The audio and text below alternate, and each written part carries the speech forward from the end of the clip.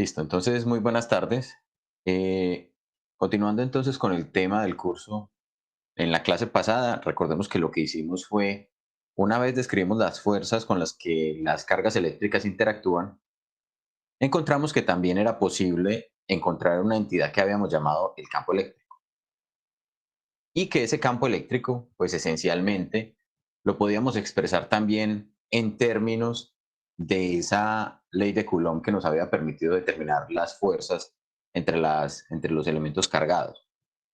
Ahora, si ustedes recuerdan, al final de la clase les mencioné que el campo eléctrico tenía una cierta similitud al campo gravitacional. Eso fue algo que mencionamos casi que al principio. Dijimos que las fuerzas gravitacionales y las fuerzas eléctricas tenían cierta similitud funcional.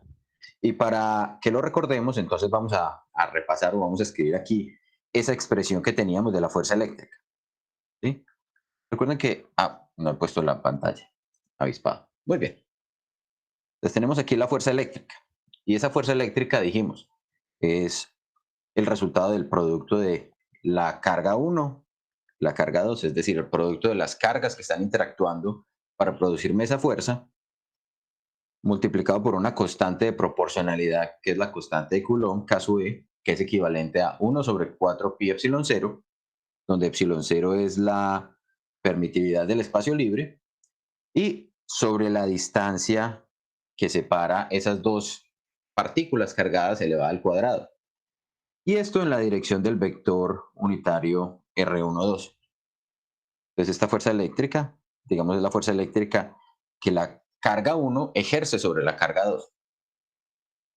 Si recordamos entonces la fuerza gravitacional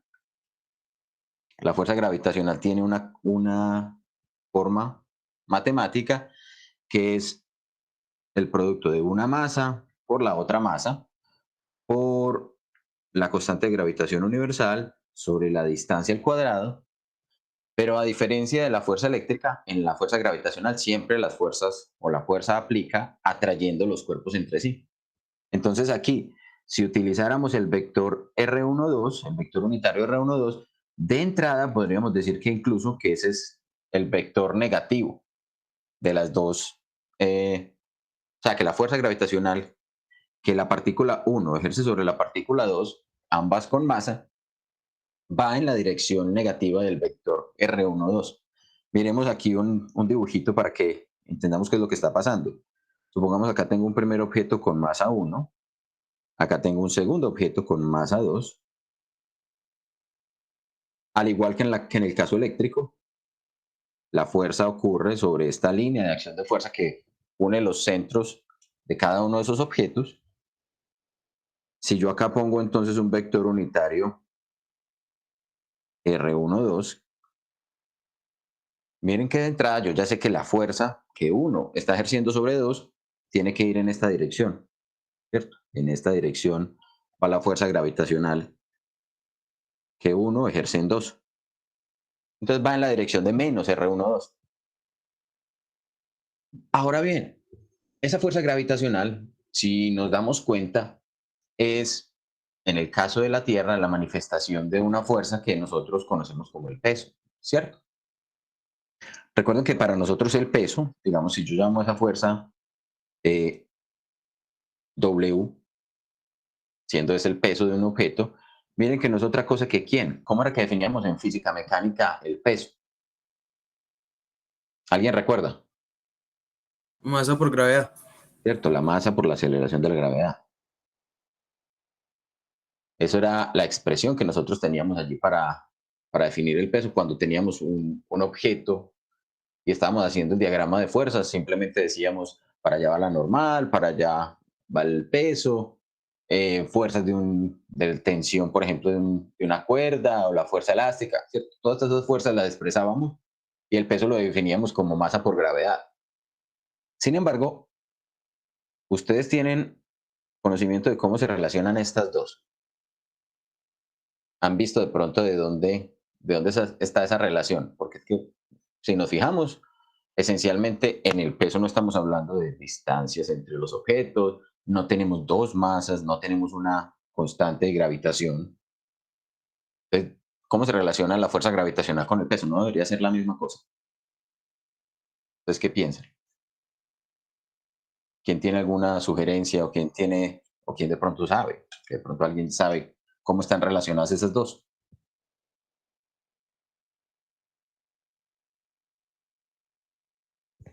Pues la constante es la que tiene que darle la conversión de unidades necesaria para que sean iguales. La constante es la que tiene. ¿Cuál constante? La constante de gravitación. La G, sí, en mayúscula. La G grande. Bueno, entonces vamos a recordar cuánto era que valía esa G grande. Esa constante de gravitación universal G grande vale 6,67259 por 10 a la menos 11 metros cúbicos sobre segundo cuadrado kilogramo. Estas son las unidades. Entonces ahí cómo están las unidades. O sea, cómo esas Ahí unidades. está bien. ¿Cómo? Ahí está bien. Que kilogramos cancela con uno de los kilogramos de la parte de arriba, o M1, M2. Y metros cúbicos, pues cancela 2 metros al cuadrado con el R2 que está ahí debajo. Y me queda segundo cuadrado, ya me quedan las unidades iguales. Listo. Entonces, para que miremos lo que nos está explicando Mateo acá, entonces los invito a que hagamos este ejercicio. Vamos a tomar estas tres constantes o estos tres parámetros que tenemos allí y vamos a aplicarlos al caso de la Tierra. Entonces, por ejemplo, ya pusimos el valor de G, acá lo tenemos expresado. G es 6,67259 por 10 a la menos 11. ¿Alguien sabe cuánto es la masa de la Tierra?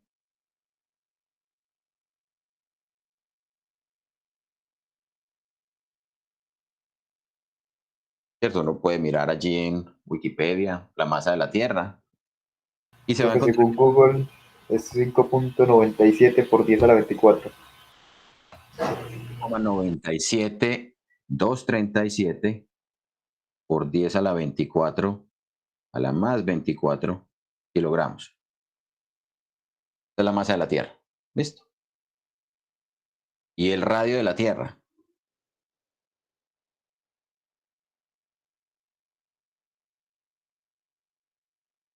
En metros. También podemos buscar allí en internet y encontraremos que el radio de la Tierra es de 6.371, radio promedio, porque recuerden que la Tierra no es una esfera perfecta. 6.371 por 10 a la 3 metros. Entonces tenemos allí tres parámetros: la gravedad, perdón, la constante gravitacional, la masa de la Tierra y el radio de la Tierra.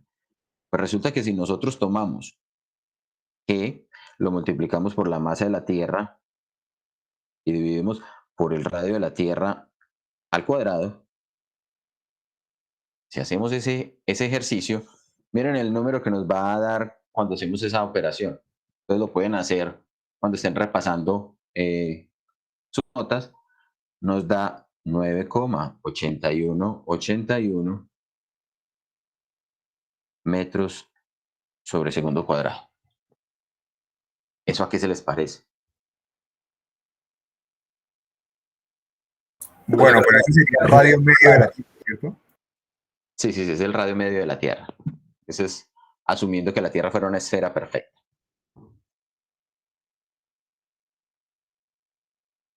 Sí, entonces miren que ese valor al que acabamos de llegar es precisamente lo que nosotros normalmente conocemos como el valor de la gravedad, ¿sí o no?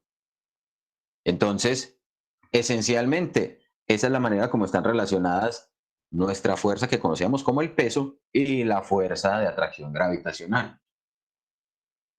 Ahora bien, miren que, por ejemplo, nosotros también podríamos hacer una suposición similar si nosotros tomáramos en esta otra expresión Q, una de las cargas, ¿cierto? La constante de Coulomb y el radio. Miren que esto esencialmente, esta fuerza de gravitación se nos convirtió esencialmente, cuando estamos parados en la Tierra, se nos convirtió en el peso. Y miren que lo que estábamos haciendo cuando dijimos vamos a determinar la fuerza por unidad de carga es precisamente determinar el campo gravitacional, el campo eléctrico, ¿cierto?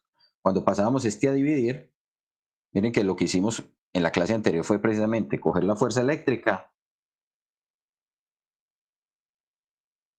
dividirla por la carga Q, y entonces nos quedaba aquí una de las cargas, nos quedaba K sub E, y nos quedaba R12 al cuadrado, y nos quedaba entonces en la dirección del vector R12.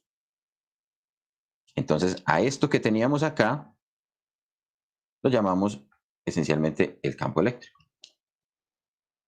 Entonces, podríamos entender ese campo eléctrico como si fuera un análogo, de alguna manera, a este valor que tenemos acá, a este G, donde G era la aceleración de la gravedad, pero G también es el campo gravitacional, en este caso de la Tierra. ¿En dónde? Justo en la superficie de la Tierra.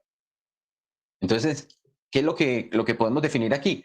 Nos podemos dar cuenta que precisamente los campos, cuando tienen esta característica que son proporcionales con la distancia, como lo tenemos acá, por ejemplo aquí que tenemos el radio de la Tierra al cuadrado, ¿por qué lo tuvimos que tomar el radio de la Tierra? Porque es justamente la magnitud de ese campo gravitacional en la superficie de la Tierra. Si tuviéramos o si estuviéramos muy adentro de la Tierra, ¿cierto? Varios cientos de kilómetros dentro de la Tierra, miren que tendríamos una aceleración de la gravedad o una magnitud de ese peso mucho mayor porque estamos más cerca del centro de la Tierra. Si nos estuviéramos alejando, entonces la interacción gravitacional se iría disminuyendo con el cuadrado de la distancia, inversamente con el cuadrado de la distancia. ¿Está claro? Sí, más o menos vemos cuál es la relación que tenemos allí y por qué de pronto es importante apoyarnos en el campo gravitacional, que es lo que entendemos, para poder pellizcar conceptos de este campo eléctrico que de pronto es un poco más difuso de entender, un poquito menos visible. ¿Sí? ¿Algún comentario? Profe, está claro. Me deja ver un momentico para copiar, profe. Qué pena. Claro, desde por aquí.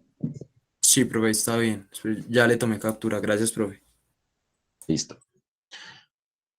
Bueno, entonces, miren que, por ejemplo, cuando hablamos de un campo, lo que estamos hablando es de un concepto. Campo es una manera de entender cómo están interactuando los objetos, cómo interactúan, por ejemplo, los objetos con masa a través de campos gravitacionales, los objetos con carga a través de campos eléctricos. Y entonces, de esa manera, podemos, digamos que de alguna manera, hacer un diagrama o un esquema de qué es lo que está ocurriendo alrededor de cada uno de los objetos que tiene una cierta cantidad particular. Por ejemplo, entonces ya sabemos que si tenemos un objeto masivo, ese objeto masivo tiene un campo gravitacional. Si tenemos un objeto cargado con carga eléctrica, esa carga eléctrica me produce alrededor un campo. Daniel.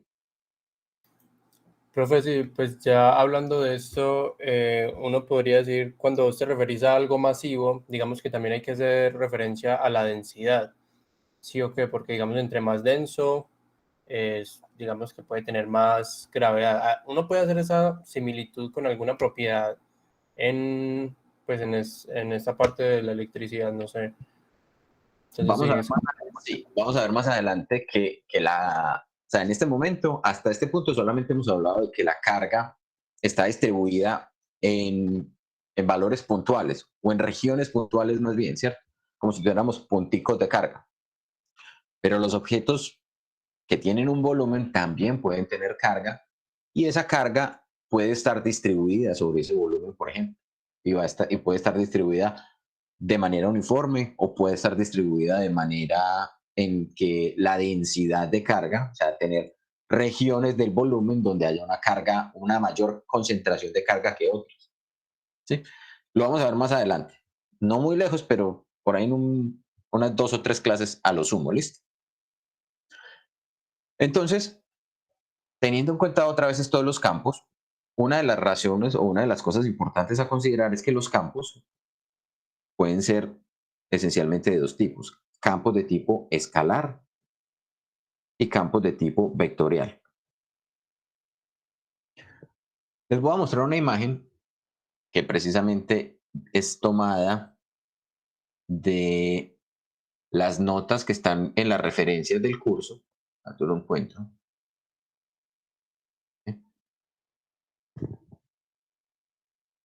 Allí tenemos, empecemos con esta primero, empecemos con esta de aquí. Estas son las notas del curso de el MIT. Acá tenemos un mapa de temperaturas de Marte. Es decir, tomaron un satélite que está orbitando Marte y en la noche simplemente le toman la temperatura a la superficie de Marte. Entonces, esto lo podríamos nosotros asociar a como si tuviéramos un campo de tipo escalar. ¿Qué es un campo de tipo escalar? Es un campo que en la región donde yo la estoy analizando cambia punto a punto, cambia sus propiedades. Por ejemplo, la temperatura. Si estoy analizando en un cuerpo como Marte o como cualquier otro objeto, si estoy analizando la temperatura, me puedo dar cuenta que, por ejemplo, esta región, ¿cierto? Todas las regiones que tienen la misma tonalidad están a la misma temperatura. En muchas ocasiones, por ejemplo, cuando se presenta una imagen como esta, se muestra junto a ella una barra de colores donde hay una equivalencia de la escala. Entonces uno sabe que, por ejemplo, leyendo la escala y leyendo y observando el diagrama, puede decir, entonces, por ejemplo, esta temperatura aquí es, qué sé yo, menos 10 grados centígrados, suponiendo que la parte nocturna de Marte esté muy fría. Pero cuando está en la región violeta es la más fría, puede ser menos 80 grados centígrados, qué sé yo. Y todos estos otros valores son temperaturas intermedias. ¿Y por qué se presentan esas distribuciones de temperaturas? Posiblemente por la composición de las rocas, posiblemente por algún tipo de movimientos atmosféricos, ¿cierto? Al igual que sucede en la superficie de la Tierra. Pero en este caso, por ejemplo, yo puedo asociar en ese instante de tiempo una propiedad que es la temperatura. Entonces, ejemplo de un campo escalar va a ser, por ejemplo, la temperatura. Miren que no necesariamente tiene que ser un objeto plano o una superficie a la que yo le asocie la temperatura. Yo también podría tener una habitación y en esa habitación tener elementos que me permitan medir en diferentes puntos del espacio la temperatura y hacer un mapa como estos y decir en estas regiones es más caliente o es más frío. Miren que también por acá más abajo tenemos una imagen que nos explica o nos muestra qué es un campo del otro tipo, un campo vectorial. Pues acá, si observamos, por ejemplo, tenemos superpuestos dos campos. Aquí, por ejemplo, tenemos unas líneas, ¿sí? Y esas líneas van asociadas con una componente de la velocidad. Entonces, por ejemplo, en una región particular, yo puedo decir, el viento, la dirección del fluido del aire, va apuntando en esta dirección, mientras que por acá apunta más horizontal y por acá apunta con un ángulo mayor. Y en ocasiones, por ejemplo, para este tipo de análisis climáticos, se superponen diferentes tipos de campos. Un campo vectorial que me indica la velocidad del viento, por ejemplo, y otro campo en colores que me indique la temperatura en esa región. Eso podría ser una manera.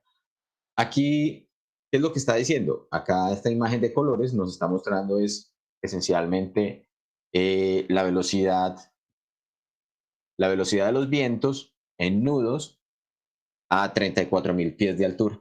Es decir, estamos hablando de esencialmente temperaturas o valores de la velocidad del viento muy elevados. Por acá, por ejemplo, podremos ver también un mapa vectorial. Este es casi que en tiempo casi que en tiempo real. Sí, observen que en este, por ejemplo, me están mostrando las corrientes de viento que ocurren en la atmósfera a una cierta altura. Entonces, por ejemplo, este me está diciendo el viento en la superficie, pero yo puedo cambiar a qué altura lo quiero mirar, ¿cierto? En la superficie, a 1000 pies de altura, o no, perdón, no a 1000 pies de altura, a 1000 hectopascales de presión, a 850 hectopascales. Entonces, las personas que, por ejemplo, estudian modelos climáticos utilizan este tipo de herramientas para poder describir cómo se comportan. Entonces, miremos, por ejemplo, cómo está en este momento en Medellín. En Medellín, a ver si lo encuentro.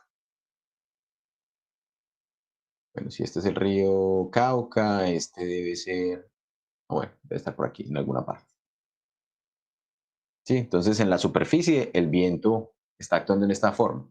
Pero observen que, por ejemplo, acá desde Venezuela está llegando una corriente de viento que de pronto va a traer lluvia, ¿cierto? Entonces de esa manera se pueden predecir el comportamiento climático. También podríamos mirar la temperatura y decir, bueno, la temperatura es en este rango. A ver dónde están los valores de temperatura. Creo que este no me deja, no, tengo que darle el punto preciso para que me diga cuánto es la temperatura. Por ejemplo, por acá está a 19.5 grados. En este valle, el Valle del Magdalena, está a 32 grados. En La Guajira estamos a 32 grados. En la punta ¿sí? A diferentes posiciones. Pero, por ejemplo, si observamos Norteamérica, qué sé yo, Canadá, Alaska, vamos a encontrar que las temperaturas son mucho más bajas. Y de hecho no puede haber todo este tipo de cosas, ¿cierto? Entonces, todo esto que estamos viendo moviéndose son precisamente campos vectoriales. Mientras que las imágenes que están simplemente a color son campos escalares.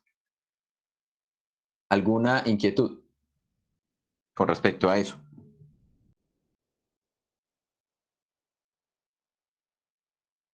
¿Qué página es esa o qué programa? ¿Cuál página? La que les estaba mostrando con el clima. Sí, Juan. Ya se las comparto. Un segundo. Ya.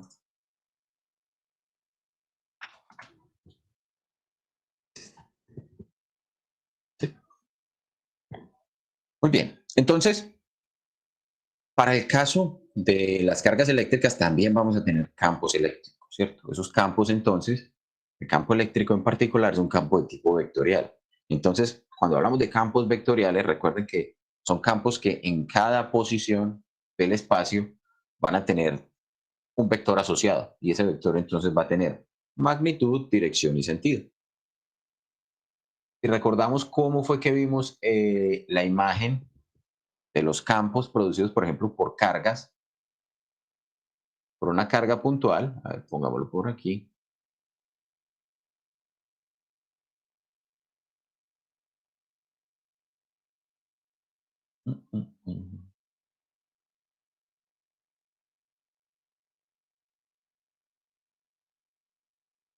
Esa carga que tenemos allí. Esa carga que tenemos allí, entonces miren que esencialmente alrededor de esa carga está el campo eléctrico. Entre más grande sea la carga, mayor va a ser la intensidad del campo eléctrico, como lo expresa precisamente la ecuación. Recuerden que la ecuación entonces del campo eléctrico sería la carga por la constante de Coulomb sobre la distancia al cuadrado desde donde está la carga hasta donde quiero medir el campo eléctrico. Y el único punto donde no puedo determinar el campo eléctrico para una carga o para una distribución de cargas es precisamente sobre la carga misma, ¿cierto? Allí se nos forma una singularidad. Entonces no podemos determinar la magnitud del campo. ¿Inquietudes con respecto a eso? ¿Alguna pregunta? ¿Cómo les fue en el laboratorio la semana Juan, pasada? Sí. no, el laboratorio no ha empezado en sí el laboratorio. Ah, ok. Te iba a preguntar, o sea, como el campo está tan asociado al campo gravitacional, por ejemplo, cuando uno se acerca mucho al centro de la Tierra, se supone que uno quedaría como quieto, o sea, como que no hay fuerzas, que todas se cancelan, es que uno como estático, como que flotando ahí. Entonces pasaría algo parecido, o no se tiene ni idea de qué podría pasar ahí. Pero cuando te referís a que quedaría como estático, ¿sería qué? Pues como levitando, o sea, ni sube ni baja, ni se va para los lados. Pero si estuvieras justo en el centro de la Tierra. Ajá. Problemas, o sea, conceptualmente sería imposible lograr eso porque eso solamente podría ocurrir en un punto, en lo que llamaríamos una singularidad puntual. Pero si te mueves un poquitico, inmediatamente sentirías una fuerza exageradamente grande que te tiraría en la otra dirección, o sea, que te tiraría nuevamente hasta el centro. Más o menos lo que pasaría sería algo como esto. A ver, pongamos aquí, ponemos aquí lo que les estoy compartiendo. Juan, ¿qué fue lo que dijo el compañero que no le entendí? Es que se me cortó el internet. Lo que dijo el compañero es esencialmente esto, o sea, si yo estoy acá y está en la Tierra, yo sé que si estoy parado en la superficie de la Tierra, voy a sentir una fuerza hacia el centro de la Tierra, ¿sí o no? No importa en qué parte de la Tierra yo esté, si estoy aquí, esa fuerza va para allá. Pero si de alguna manera yo lograra, digamos, hacer un túnel que pasara por el centro de la Tierra, ¿qué sería lo que ocurriría? Si yo justamente logro pararme acá en el centro de la Tierra, en teoría no existiría fuerza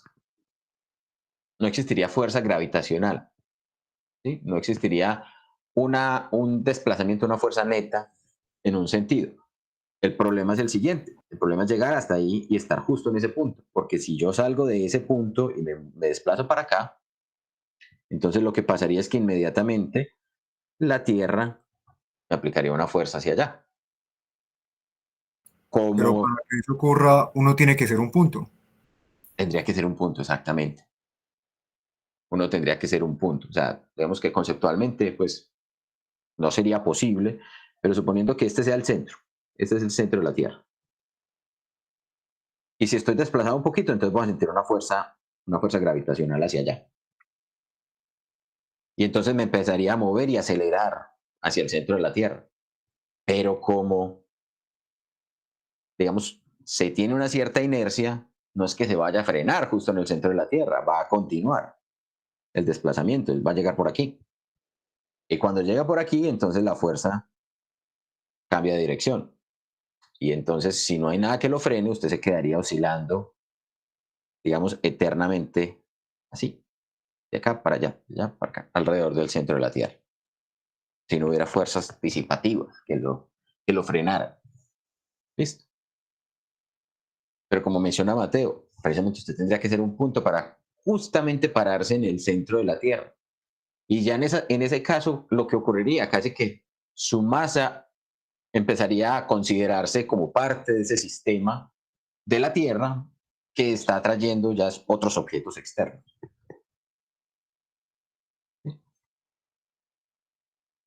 Sin embargo, eso es un tema que es más parte del curso de física mecánica, ¿cierto? Las fuerzas que actúan sobre ese tipo de objetos. En el caso de las cargas, digamos que solamente bajo ciertas condiciones podríamos tener una situación como esta. Esas ciertas condiciones las vamos a observar más adelante, ¿ok? Bien, Juan, hola. a mí me surgió una dudita con el campo eléctrico que nos estabas mostrando ahorita, que estaba como en una cajita. Sí. Ese campo eléctrico, al chocarse con otro objeto, ¿qué pasa con él? O sea, ¿se disminuye? No sé, ¿qué pasa con él? Ese campo eléctrico, cuando hablas de chocarse con otro objeto, o sea, cuando ese campo eléctrico interactúa con algo que esté alrededor. Sí, por ejemplo, ahí que se toca con la cajita. Ah, ok. Esa cajita, imagínate como si fuera simplemente una cajita que me indica cuál es el volumen que estoy analizando, pero no es una cajita hecha de material físico. ¿Listo? Pero en caso de que lo fuera. En caso de que lo fuera, va a depender de qué tipo de material está hecha la cajita. Entonces, si la cajita está hecha de un material conductor, ocurrirán unos fenómenos. Si la cajita está hecha de un material que no es conductor, un material dieléctrico, ocurrirá otros fenómenos diferentes. Pero eso lo veremos un poquito más adelante. Todavía no te me adelantes tanto a esa parte, ¿sí? Pero es importante, interesante que que empiecen a preguntarse ese tipo de cosas. ¿Qué pasa si ese campo interactúa con materiales, cierto? Porque realmente ese campo va a modificarse cuando empieza a interactuar. Entonces acá, por ejemplo, que considerábamos que la cajita es simplemente el volumen donde estoy encerrando esa carga y que la carga está interactuando con todo el espacio. Entonces ese campo pues no tendría, digamos, perturbaciones. Acá estamos suponiendo que esa cajita, perdón, que esa carga está sola en el universo. Entonces, ¿hasta dónde se extiende ese campo? Ese campo eléctrico se extiende hasta los confines del universo y más allá, porque esencialmente, digamos que la formulación matemática nos dice que puede estar así. ¿Qué es lo que pasa? La intensidad, la magnitud de ese campo se va a ver disminuida y va a tender casi que a cero cuando esté en el infinito. Ahora, para una carga eléctrica, infinito puede ser una distancia muy pequeña, ¿cierto? O sea, no es que, listo, si tengo un electrón aquí, entonces ese electrón va a generar un campo de magnitud suficiente para interactuar con otras partículas cuando esté, qué sé yo, que esté en este momento de Medellín a Bogotá. Un electrón en Bogotá no se va a dar cuenta que hay un electrón en Medellín. ¿Listo? Pero en teoría hay una magnitud de campo eléctrico esencialmente pequeñita, ¿cierto? Que nos podría decir que sí, efectivamente, sí hay una interacción. ¿Qué pasa cuando esa interacción ocurre entonces con una carga que sí está en las vecindades? Pues cuando tenemos esa situación, observen que los campos eléctricos empiezan a modificarse. El campo eléctrico de uno empieza a afectar al campo eléctrico del otro. Este no se ve tan bien, pero vamos a visualizarlo en este de aquí. Y entonces acá, por ejemplo, teníamos el campo eléctrico visto, este campo eléctrico visto como vectores que salen de la carga. Pero acá teníamos nuevamente la cajita y la carga puntual. ¿Qué pasa, por ejemplo, cuando ya no tenemos una cajita, sino que tenemos dos cargas puntuales? Entonces acá tenemos dos cargas puntuales, ambas con cargas de menos un nanoculombio. Vamos a cambiarlo para que sean cargas positivas. Y nos damos cuenta entonces que ahora los vectores que antes estaban apuntando completamente hacia afuera, miremoslo por aquí tal vez. Miren que acá los vectores apuntan completamente radiales y completamente hacia afuera, como si fuera una bolita de alfileres, donde los alfileres apuntan en todas las direcciones. Y siempre como si fuera una esfera radial. En este caso, por ejemplo, lo que vamos a tener, Sebastián.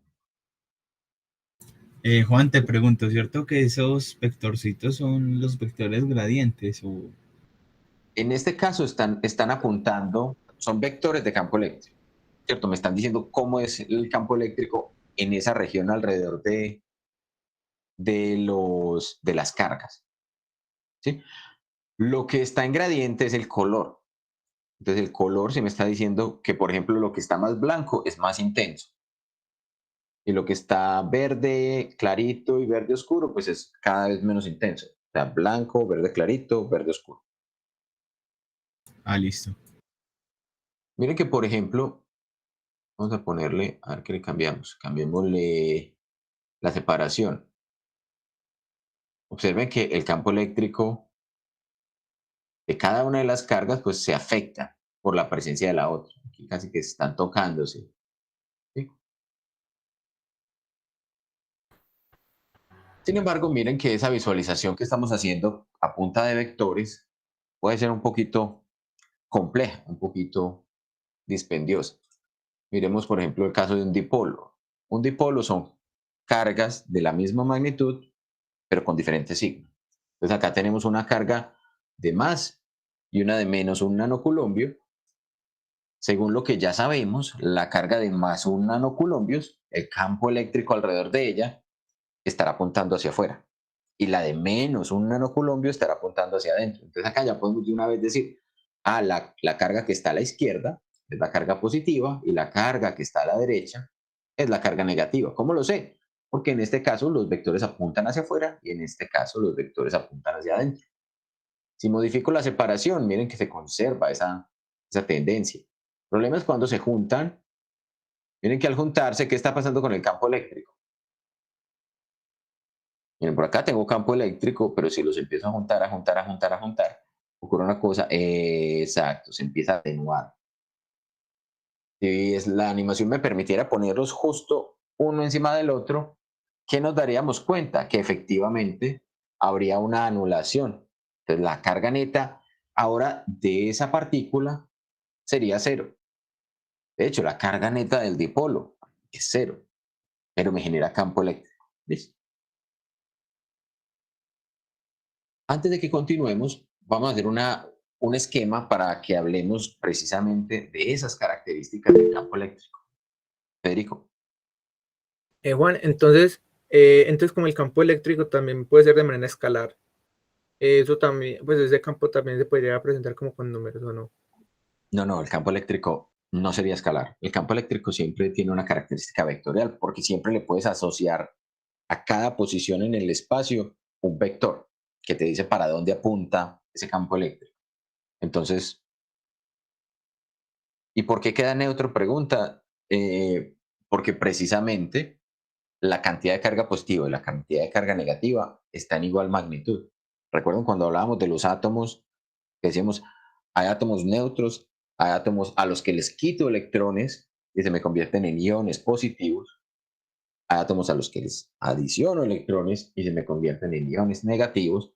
Entonces, esencialmente, neutro sería cuando tengo la misma cantidad de protones y electrones. Los junto y entonces el total de carga neta de ese punto, de esa partícula, sería cero. Daniel.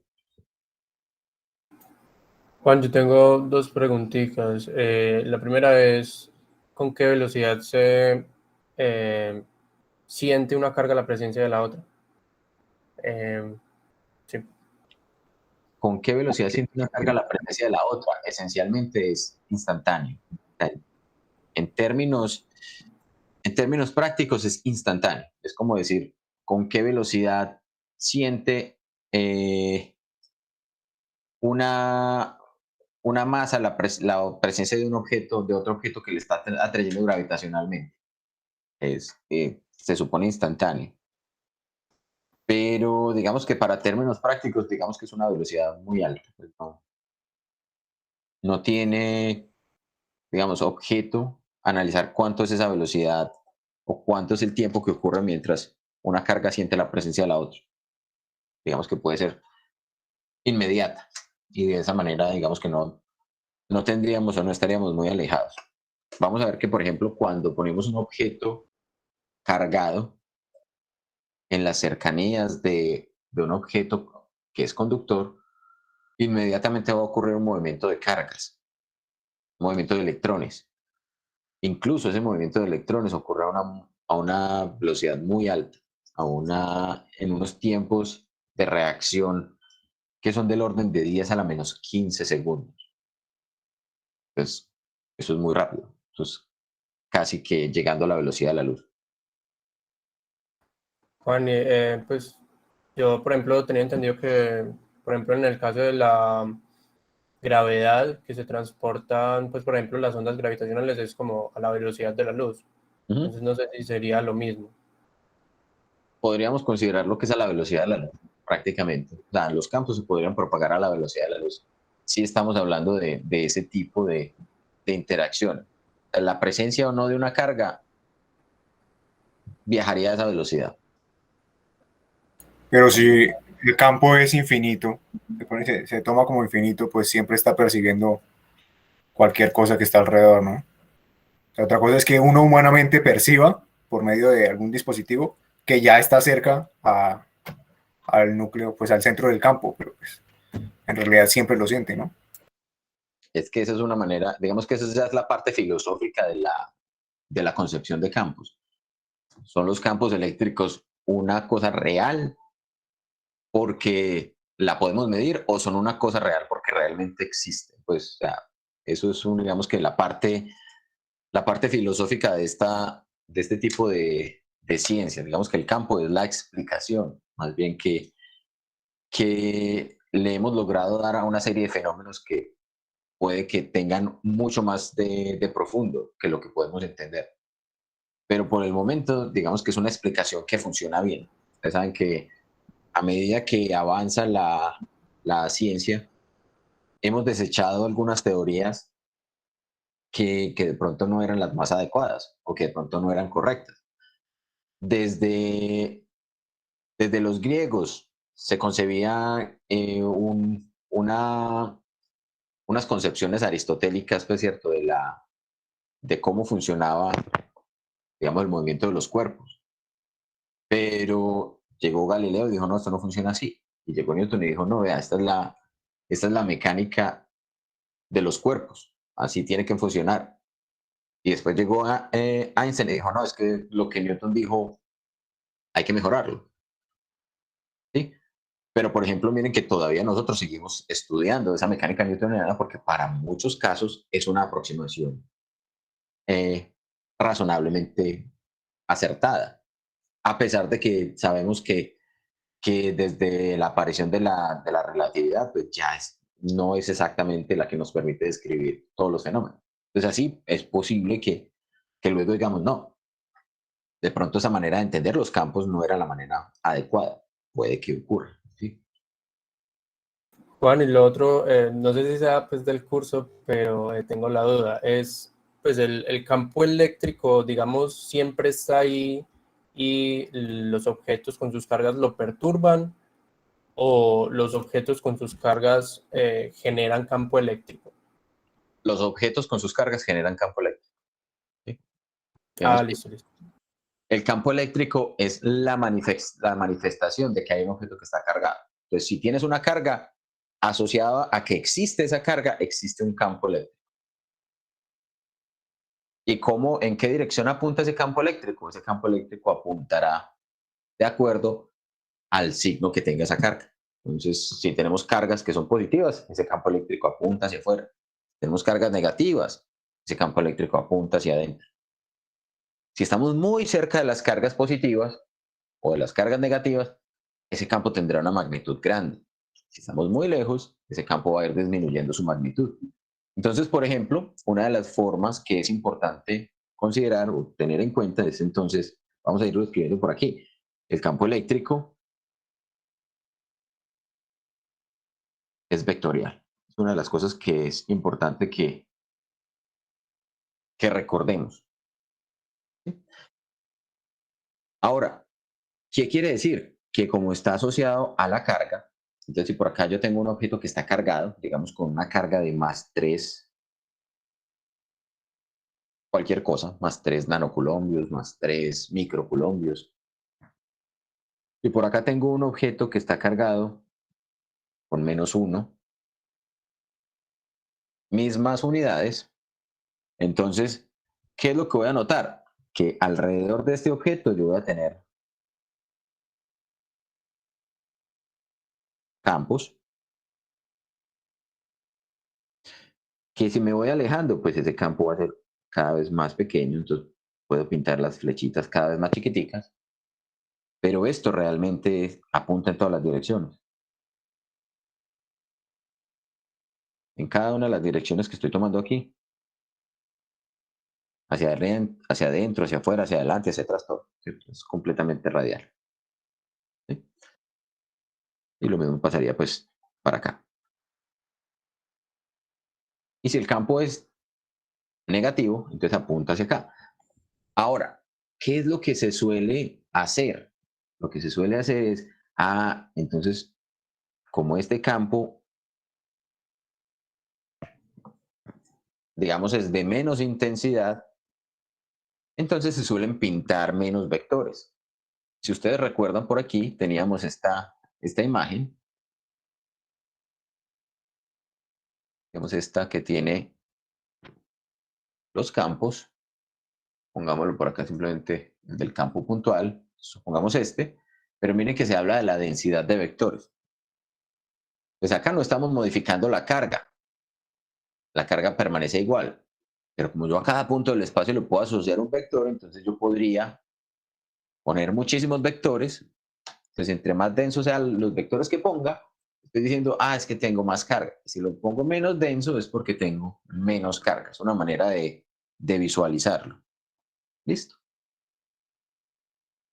Lo otro que hay que recordar es que el campo de una carga puntual es simétrico en forma esférica. El campo de la carga puntual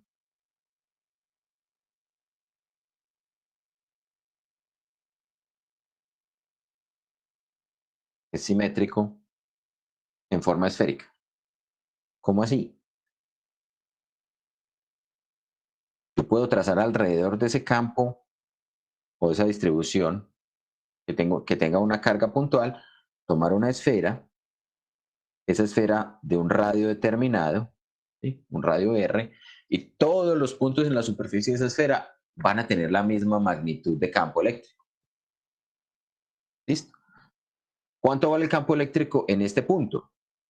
Es una flechita, un vector que apunta hacia allá, y yo puedo medir y decir, es que el campo eléctrico en ese punto es la magnitud de la carga. En este caso, por ejemplo, sería más 3 por K sub E sobre esta R, llamémosla R1. Hola. Estamos viendo una de las animaciones. Sí, claro, gracias. Avispado yo. Bien, ahora sí. Entonces, les decía, supongamos que tenemos esa carga de más 3. Entonces, si yo trazo una esfera alrededor de esa carga, esa esfera siendo de radio R1, pues cualquier punto sobre la superficie de la esfera va a tener la misma magnitud de campo eléctrico. Y el valor de ese campo eléctrico va a ser precisamente más 3, que sería el valor de esta carga, por K sub E, sobre el radio 1 elevado al cuadrado. ¿En qué dirección? Entonces, en este caso, miren que para hacerlo vectorial, simplemente le ponemos un vector unitario R. Ese vector unitario R, ¿qué representa? Un vector radial. Cualquier vector que salga desde acá, vamos a pintarlo en verde para que sea distinto. Este es el vector R. Un vector radial desde el punto. ¿En qué dirección apunta? Hacia afuera. Cualquiera. ¿Sí? Que es que yo quería pararme por aquí. Pues su vector R simplemente apunta hacia allá, pero es un vector unitario R. ¿Y cuánto vale la magnitud de la carga? Perdón, del campo. Vale el mismo E. Es decir, el más 3 por K sub E sobre R1 al cuadrado en dirección R. Esa es la manera de indicar. ¿Perdón? Sobre toda la superficie. Sobre toda la superficie de la esfera, exacto. Sobre todos los puntos que se encuentren a una distancia de R1, vamos a tener ese valor. Si yo aumento el valor de R1, es decir, si tomo una esfera más grande, ¿qué es lo que debo esperar? Que es que tomé ahora una esfera que tiene un radio R2.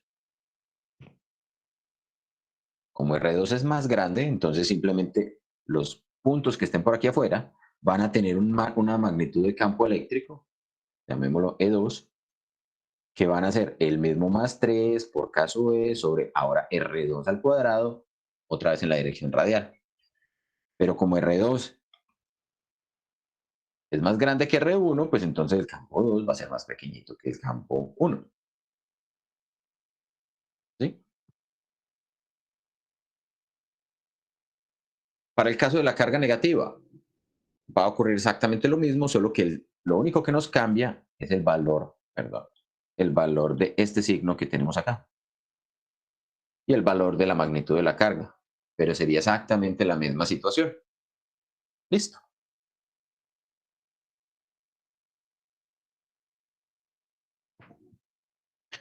¿Qué pasa entonces cuando teníamos diferentes cargas? ¿Qué pasa cuando, por ejemplo, tenemos una carga Q1 por aquí, que es positiva, una carga Q2, que es negativa, una carga Q3, que es positiva? Entonces, ¿qué es lo que hacemos? Dependiendo del punto donde yo quiera determinar el campo eléctrico, yo simplemente digo, es que yo quiero determinar el campo eléctrico en este punto P. Entonces, otra vez, por principio de superposición, empezamos a decir, bueno, es que con respecto a esa carga 1, el campo eléctrico sobre el punto P va a apuntar hacia allá. Ese es el campo eléctrico de la carga 1. Vamos a suponer que esta carga 3 estuviera por aquí, súper cerquita. El campo eléctrico de la carga 2 es un campo que apunta en esta dirección o sobre esa línea de acción de fuerzas, pero es un campo que va aquí.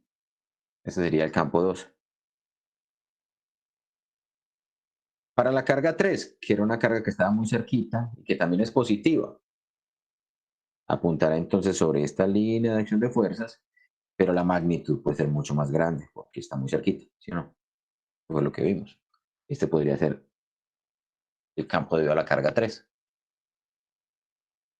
Y entonces, ¿ahora cómo resuelvo? Sencillamente lo que hago es tomar la suma vectorial. ¿Y cómo hacemos esa suma vectorial? Pues simplemente a E1 le sumo E2 y a E2 le sumo E3 y a la 3, E3, y la resultante pues me dará una fuerza hacia allá, perdón, un campo eléctrico hacia allá. Simplemente sumando vectores, es una suma de vectores. Para eso necesitamos la carga de prueba. Entonces, ¿qué me dice? Necesitamos la carga de prueba. Solo para detectar el campo, no para Solamente. calcular. Exacto, o sea, la carga de prueba, miren que en ninguna parte dijimos, la carga de prueba está ahí, no, sencillamente lo que hicimos es determinar el campo eléctrico. E1 ¿era quién?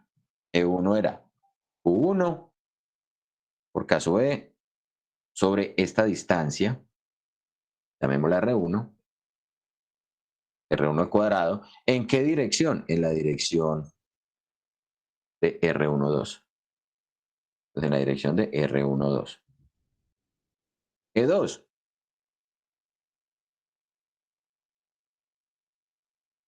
Q2. Tiene que Q2 es negativa, entonces ya sé que me va a quedar en el signo. El signo me va a cambiar la dirección. Por caso E sobre R2, donde esto es R2, en la dirección de, llamémosla más bien R1P. Esto llamémoslo R2P, porque este es el punto P, donde quiero analizar, ¿sí o no? Entonces esto es R1P, esto es R2P, vector unitario. Y E3. E3 entonces tendría un vector unitario que sería este vector unitario R3P. Y el valor de E3 sería la carga 3 por caso E sobre, aquí esto es al cuadrado, R3 al cuadrado, esto es R3 por R3P. Listo. Entonces, simplemente para obtener entonces el campo eléctrico total, sumo las contribuciones de cada uno de las cargas al campo eléctrico en el punto P. ¿Listo? ¿Cómo podemos visualizar eso? Vamos a visualizar eso de esta manera. Vamos a visualizarlo con esta animación que tenemos aquí. Miren, por ejemplo, acá tenemos estas dos cargas. Carga Q1 aquí a la izquierda, carga Q2 aquí a la derecha. Acá estamos analizando en el punto P.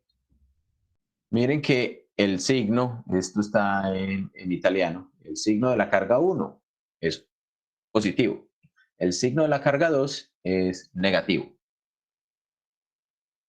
Y entonces observen que el campo eléctrico en el punto P con respecto a la carga 1 apunta alejándose de la carga 1.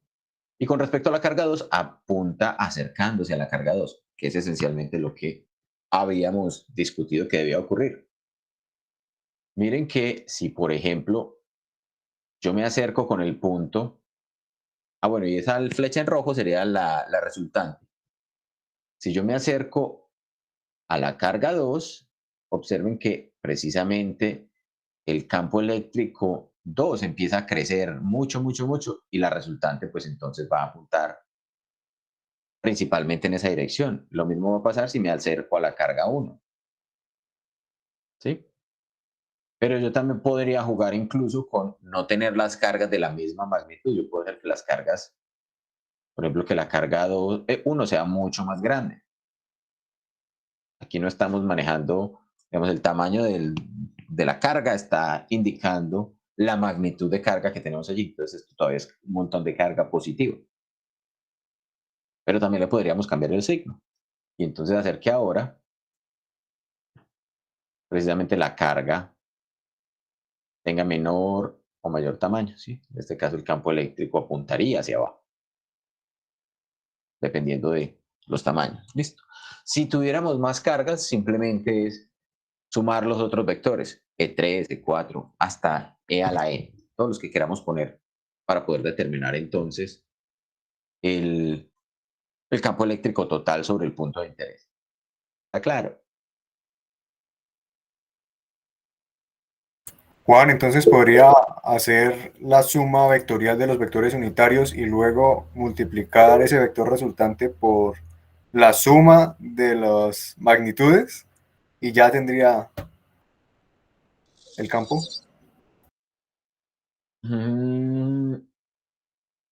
A ver, ¿cómo sería la cosa?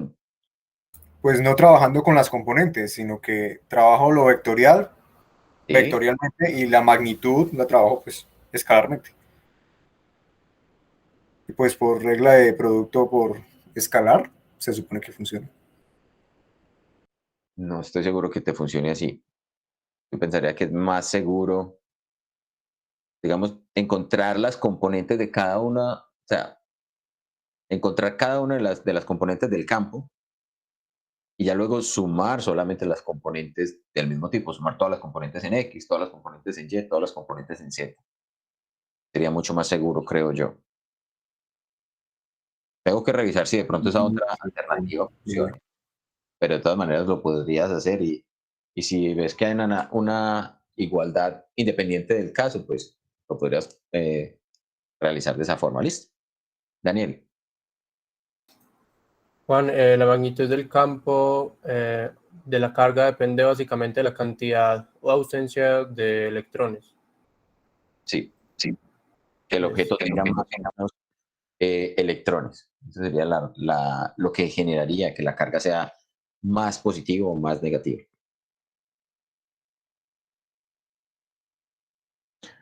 Bueno, miren que este concepto del campo lo sacamos a partir de la carga. Entonces, efectivamente, nosotros también podríamos decir que la fuerza eléctrica no es otra cosa que el producto entre el valor de la carga y el campo eléctrico.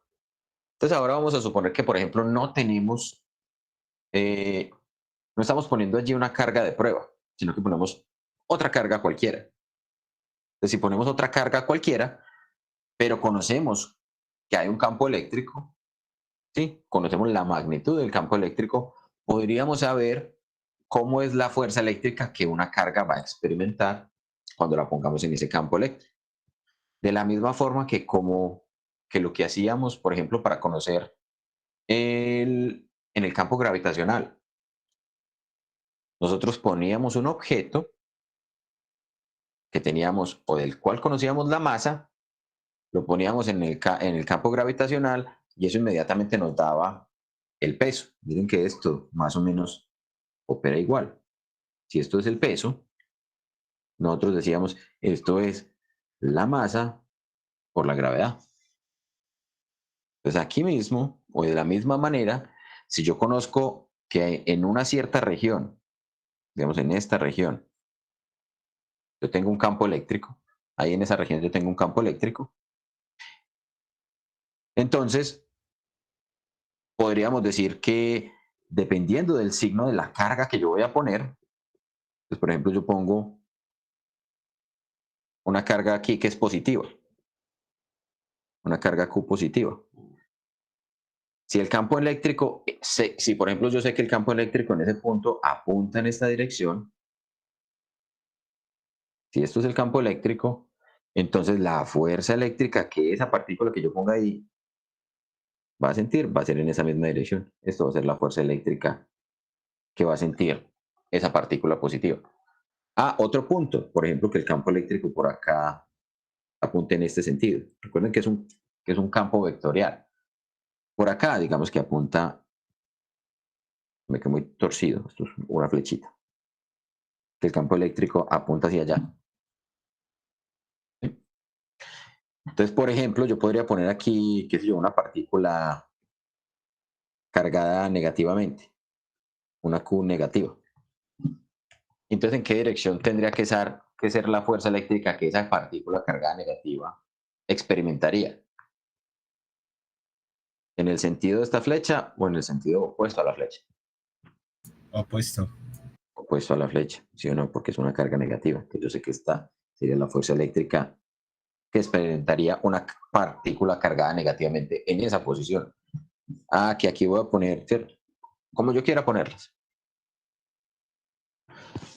Entonces, miren que también nosotros podríamos tener una distribución o esencialmente, una manera de representar eso. ¿Cómo lo podríamos hacer? Podríamos tener algo como, yo busco esa animación, sería esta de aquí, y vamos a cargarla.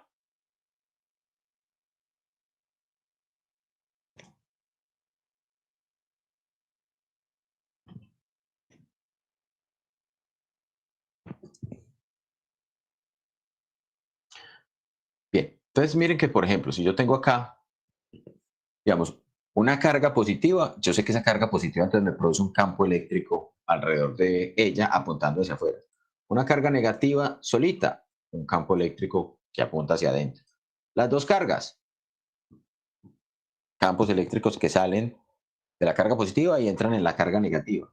Más cargas. Dependiendo de cómo estén las configuraciones, yo puedo tener, no sé, diferentes regiones del espacio. Ahora, qué es lo interesante? Que es que yo también puedo tener aquí sensores. Y ese sensor me está diciendo entonces en qué dirección apunta el campo eléctrico.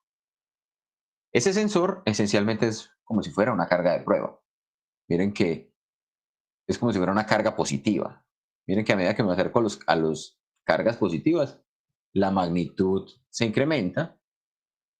Me acerco a las cargas negativas, también se incrementa, pero apuntando hacia la carga. En este caso, apuntaba hacia afuera de la carga. Puedo ponerle los valores. Entonces, esencialmente lo que estoy midiendo acá no es otra cosa que el campo eléctrico. Miren que las unidades son unidades de campo eléctrico, voltios sobre metro, que fue una de las unidades que dijimos que eran las unidades que iban a tener el campo eléctrico. ¿Cuáles eran las otras unidades que dijimos que podía tener el campo eléctrico? ¿Se acuerdan? Newton sobre Coulomb. Newton sobre Coulomb, ¿cierto? Acuérdense que lo que estamos haciendo es dividir una fuerza que está en Newton sobre una carga que estaría en Coulomb. Entonces esa sería la otra opción. Pero las unidades son equivalentes. Entonces acá podríamos decir, es que el campo eléctrico acá mide 38,1 Newton sobre Coulomb o 38,1 voltios sobre metro. La misma historia. Bien. Miren que, por ejemplo, si yo tuviera, bueno, esta animación, por ejemplo, me permite hacer lo siguiente. Me permite poner varias cargas sobre la misma posición y hacer este tipo de configuraciones, ¿cierto? Configuraciones donde tengo una carga de +3 y una carga de -1.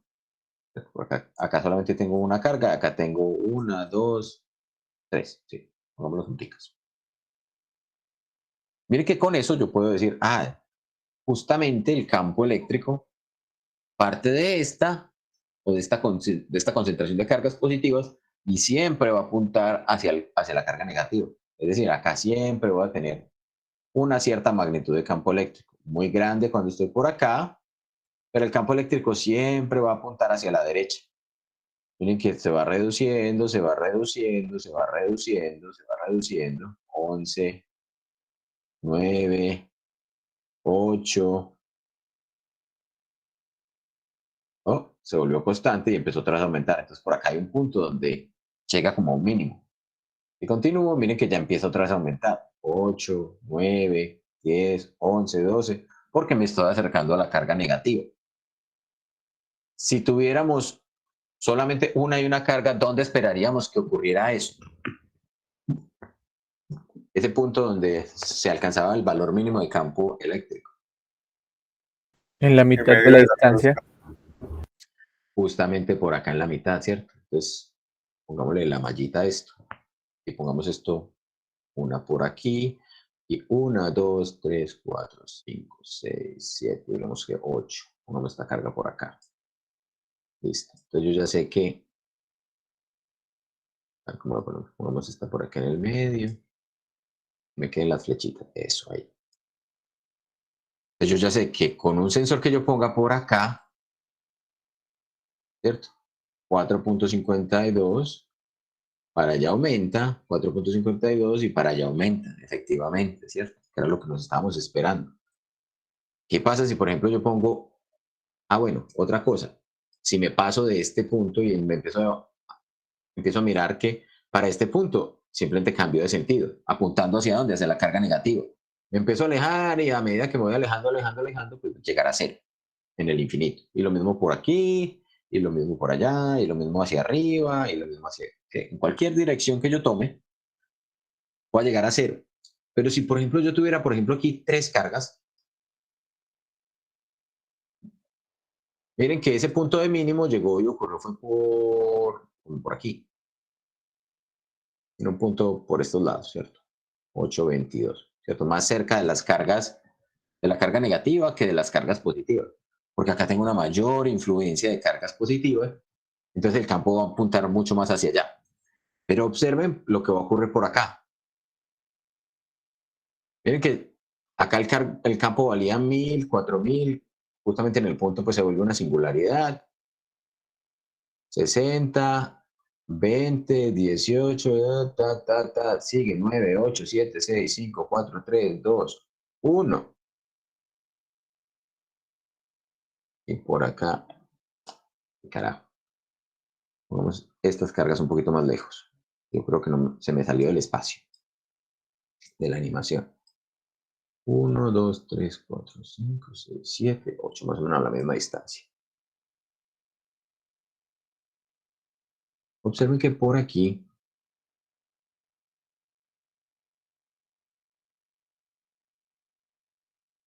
¿sí? ¿Dónde está? Que no lo encuentro.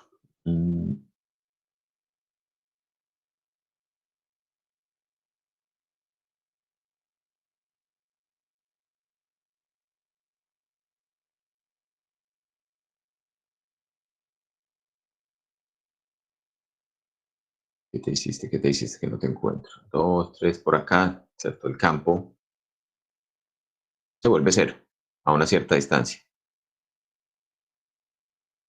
Miren aquí. Eso, por acá se alcanza a observar. Este era el punto que quería demostrarles. Miren que por acá el campo eléctrico está apuntando hacia dónde? Hacia la carga negativa, ¿sí o no? Si hace cero, por acá es cero, y me vuelvo a alejar y observen lo que pasa con la flechita. ¿En qué dirección está apuntando ahora? Opuesta a las cargas. Está como alejándose de la carga. ¿Eso por qué creen que ocurrió? Juan, porque la magnitud del positivo es mucho mayor, entonces digamos que va desapareciendo la negativa, y pues sí, creo yo, y queda como con la presencia de la carga positiva.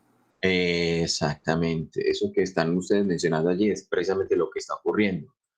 Resulta que cuando estamos por acá, en esta región, todavía el campo es el resultado de la sumatoria de la parte negativa y 3 cargas positivas. Pero llegará un punto por aquí en el que esto vale 0, en el que él desaparece, y ahora es como si fuera el resultado de quién. Miren la magnitud del campo que tenemos por aquí. Quiero que miren el valor que tendríamos, qué sé yo, en esta posición. Voy a quitar una carga negativa y una carga positiva. Aquí vale 0,79. Quitemos una carga negativa y quitemos una carga positiva. ¿Qué es lo que va a pasar? Esencialmente, es como si para efectos prácticos esa carga negativa hubiera desaparecido y una carga positiva hubiera desaparecido. Entonces, básicamente, cuando estoy muy alejado de esa configuración, es como si ya no tuviéramos 3 kilómetros. Este sería el efecto de solamente tener 2 cargas positivas.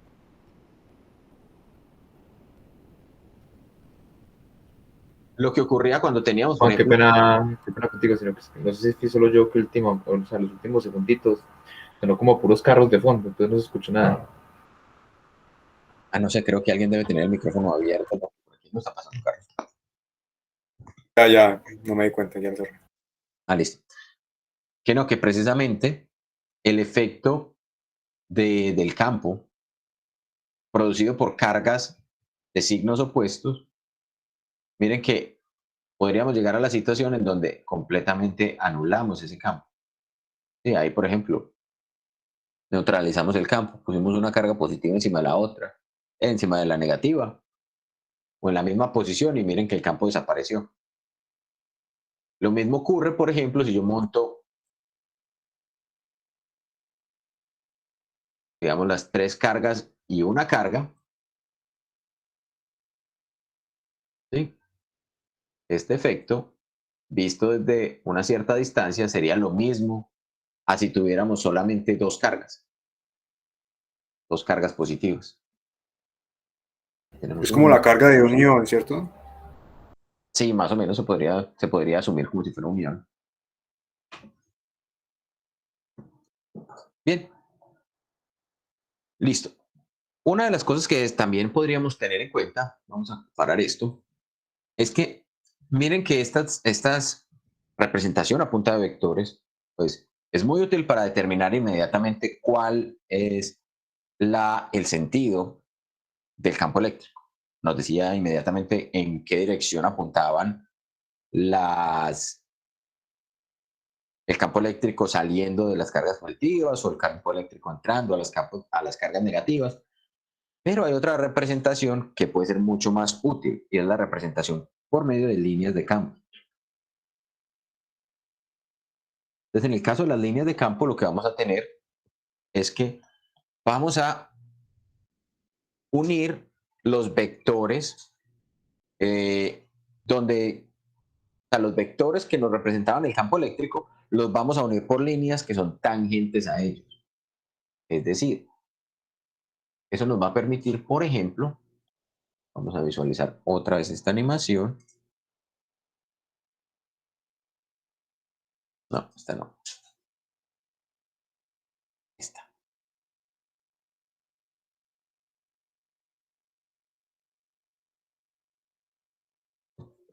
Esta que teníamos acá, ¿sí o no? Donde teníamos, por ejemplo, una carga negativa. ¿Cómo sabemos que es negativa? Porque los vectores apuntan hacia adentro. Pero ahora lo que vamos a hacer es representarlo en forma de líneas de campo. ¿Sí? Cuando lo representamos en forma de líneas de campo, miren cómo se nos ve ahora la carga.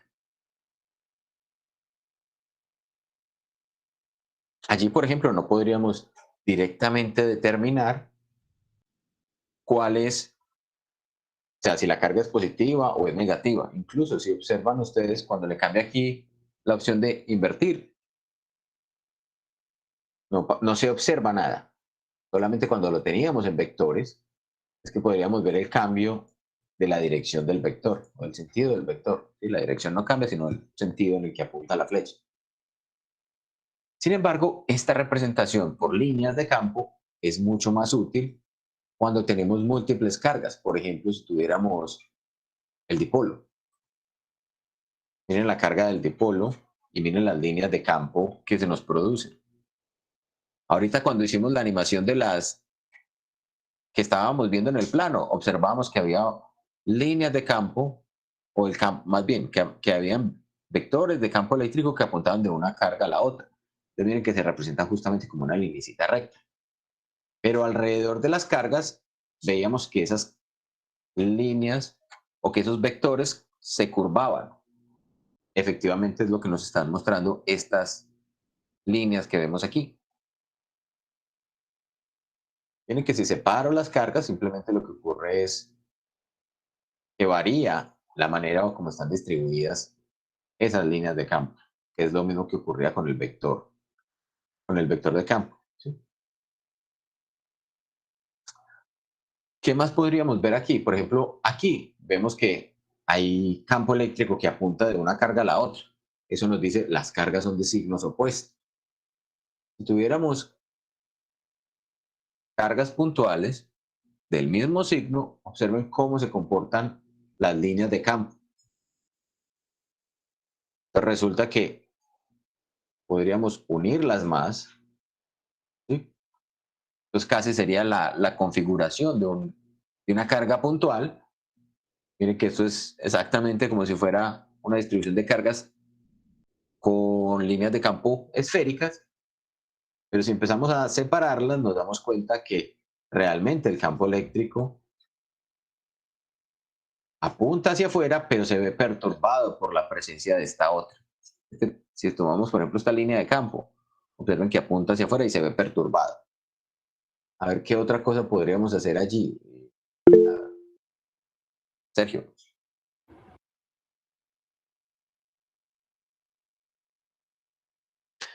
¿Qué son las líneas en el centro?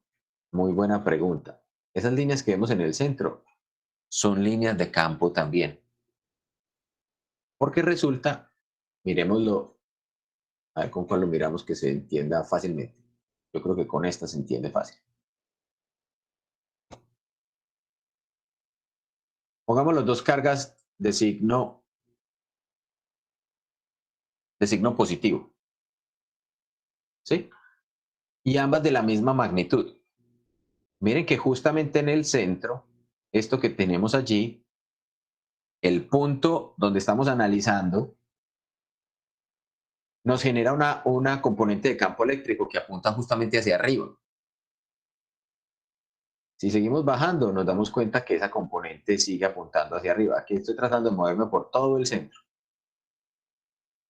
Llegar a un punto aquí, por acá, donde el campo eléctrico vale cero, porque la magnitud de este y la magnitud de esta son iguales. Entonces, campo eléctrico que apunta desde este, apuntando hacia allá, se anula con el campo eléctrico que me produce este, apuntando hacia allá. Pero si sigo bajando, ahora la componente va a seguir apuntando hacia allá. Entonces, mira que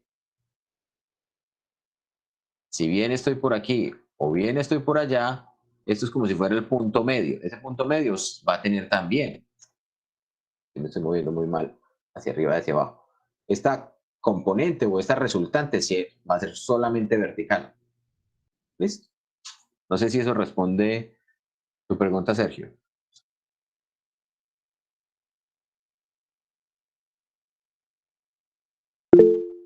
Diego. Bueno, una pregunta, ¿eso qué pasa ahí que se están, por decir, repeliendo los campos en lo que estabas mostrando ahorita? ¿Es porque son del mismo, pues ambos son negativos, ambos campos? Ambos son positivos. Mira que el signo de esta carga es positivo y el signo de esta carga es positivo. Ah, sí, perdón. Pero en el que lo teníamos ahorita también, que fue en lo que el compañero preguntó, también eran positivos los dos. También eran del mismo signo. No sé si eran positivos o negativos, pero eran del exacto. mismo. Sí, míralas acá. Entonces lo pasa porque los dos campos son del mismo signo. Sí, señor. Ah, listo. Gracias.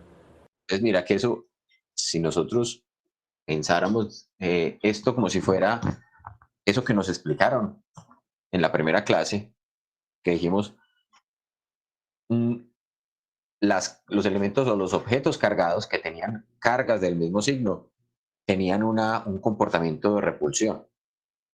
Entonces miren que efectivamente en esta región es como si hubiera un comportamiento de repulsión. Es el campo, Si ustedes recuerdan esa explicación que les di sobre el campo es la manera como el objeto cargado se interactúa con el resto del universo. Es precisamente dos objetos cargados con el mismo signo de carga.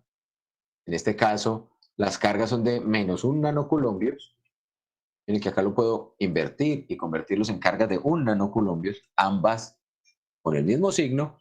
El comportamiento es esencialmente el mismo. ¿Qué me va a cambiar? Me va a cambiar la dirección de las flechas, de los vectores.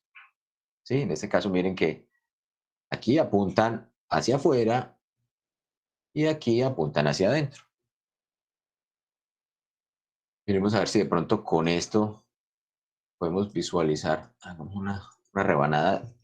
Aquí de pronto se observa un poquito. Y aumentemos la densidad.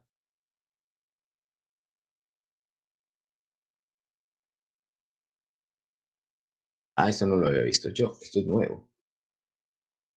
En esta animación. Ah, qué bacano. Miren lo que ocurre, por ejemplo, acá. Justamente en el centro de esas dos. Bueno, aquí apunta hacia arriba. Y aquí hay un punto donde pues, debería ser 0, pero es muy difícil pararse justo ahí para que me dé 0 la componente. Pero miren que si estoy hacia arriba, el campo eléctrico apunta hacia abajo. Si estoy hacia abajo, el campo eléctrico apunta hacia arriba. Si me estoy moviendo hacia allá, pues el campo eléctrico apuntará justamente apuntando hacia esa carga o apuntando hacia esta carga. Y si invertimos, el campo eléctrico apunta hacia afuera, por acá se hará 0, en el punto 0. Si fuera capaz de pararme ahí, pues, pero no está como fácil. Y por acá apunta hacia afuera y por acá apunta hacia afuera. ¿Sí? Como radialmente también. Son precisamente esas líneas que estamos viendo allí. Miren, acá se ve un poquito mejor. Justamente en el plano que une las cargas. Entonces miren que esencialmente, si yo me paro en una de esas líneas de campo, miren que el vector, esta está muy bacana para explicar esto, miren que el vector justamente es tangente a la línea de campo. Aquí se ve muy bien que efectivamente eso es lo que está pasando. El vector de campo, que es esta bolita amarilla que estoy moviendo, es siempre tangente a las líneas de campo. ¿Sí? Miren que acá, justamente por acá, empiezo a moverme y siempre va a ser tangente. De pronto eso explica un poquito mejor lo que estábamos tratando de analizar ahorita. El por qué esas líneas se veían hacia arriba o hacia abajo. La fuerza con la que se repelen es la misma para ambos signos. Sí, la fuerza es exactamente igual. Lo único que cambia es el sentido de la dirección de la fuerza. Sebastián. Es como si se rebotaran los campos. De alguna manera se podría más o menos entender así también.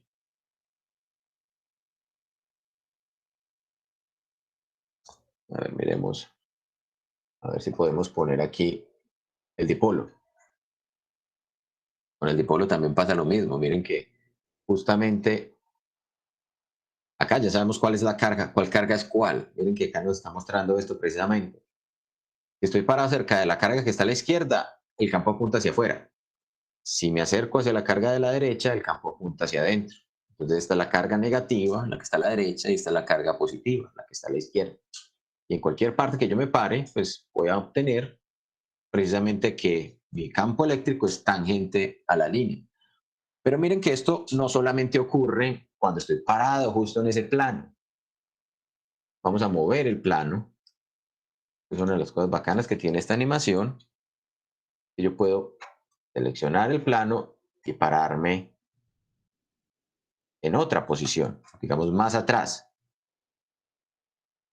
Y entonces, observen que el campo, a pesar de que estoy parado en ese plano, apunta es hacia dónde. Apunta es hacia las cargas. Por acá se ve mejor. ¿Sí? Porque esto no es otra cosa que la proyección de las líneas de campo. Pero no debemos olvidar que ese campo realmente hace referencia, o esas líneas de campo hacen referencia a cómo es el campo eléctrico en esa región. ¿Alguna inquietud? ¿O está claro?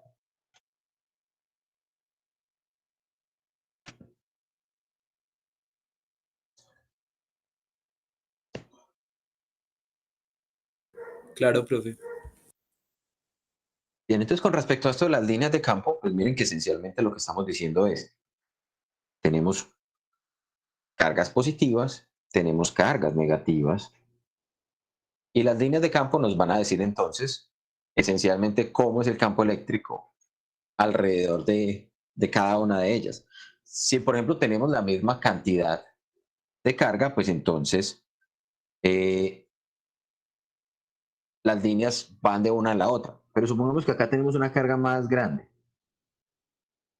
De las líneas de campo lo que nos van a permitir es representar precisamente esa diferencia de tamaños en carga, o diferencia de magnitud de carga, y podríamos decir que, por ejemplo, aquí las líneas de campo apuntan en esta dirección. Aquí van a ver, por ejemplo, las líneas de campo que salen de este, entran a este. Pero una de las cosas que va a ocurrir es que, por ejemplo, la línea de campo que salga por aquí debería ser simétrico. Va a ir apuntando en esta dirección. Pero si la carga positiva es mucho más grande, entonces, ¿qué es lo que va a pasar? Que, por ejemplo, el campo eléctrico de esa carga positiva puede ser esto.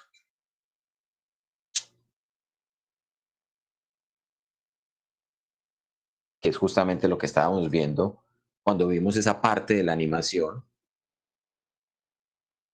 Y entonces por acá el campo eléctrico de esta carga puede que no esté inclusive perturbado.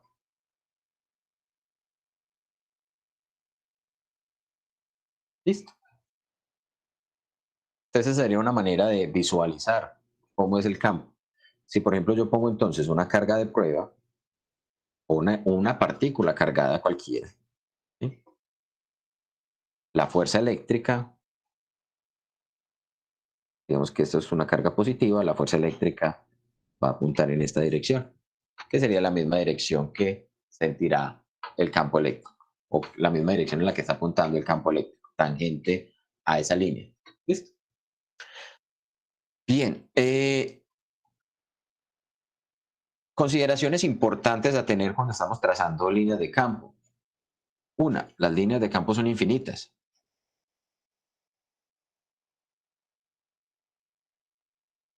Solo que obviamente por razones prácticas, pues no es fácil trazar infinitas líneas de campo. Entonces trazamos un número que me represente la densidad de carga, o sea, cuál de los objetos tiene más carga.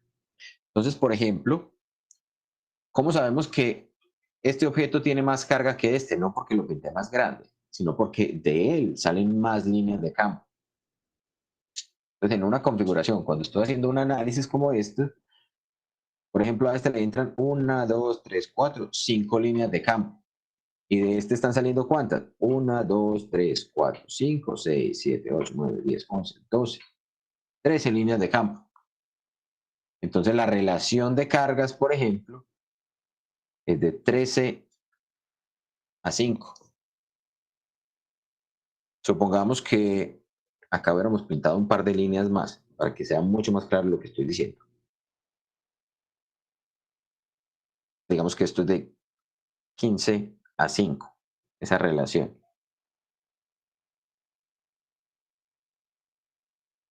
15 a 5 es lo mismo que decir 3 a 1. Quiere decir que acá tengo una carga positiva de más 3 y acá tengo una carga negativa de menos 1. Si vemos cuál es entonces la utilidad, por ejemplo, de esas líneas de campo. ¿A qué es que eran tangentes las líneas de campo? Las líneas de campo son tangentes al campo eléctrico. Pongámoslo acá. Las líneas de campo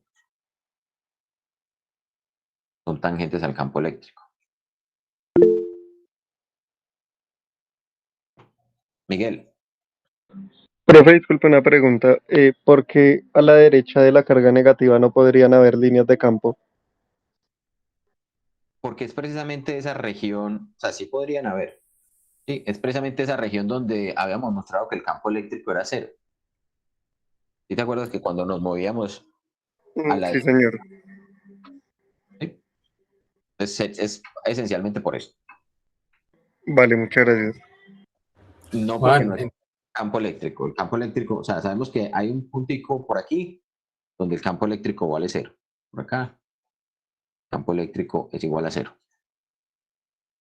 ¿Quién iba a preguntar? ¿Alguien yo, más?